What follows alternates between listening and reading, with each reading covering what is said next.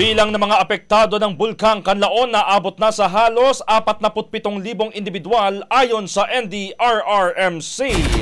Brigada Kath Austria, i-brigada mo! Brigada!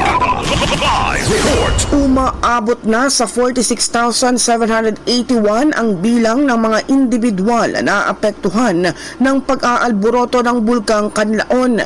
Ayon sa National Disaster Risk Reduction and Management Council, katumbas ito ng 12,223 na mga pamilya mula sa 26 na mga barangay sa Negros Island.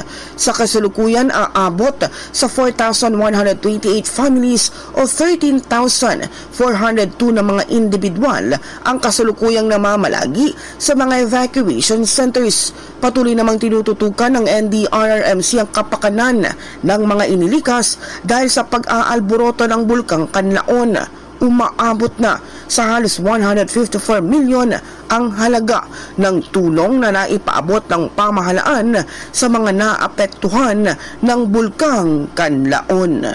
In the heart of changing lives, ito si Brigada Kath Austria ng 105.1 Brigada News sa Manila, the Music News Authority. Brigada Balita Nationwide.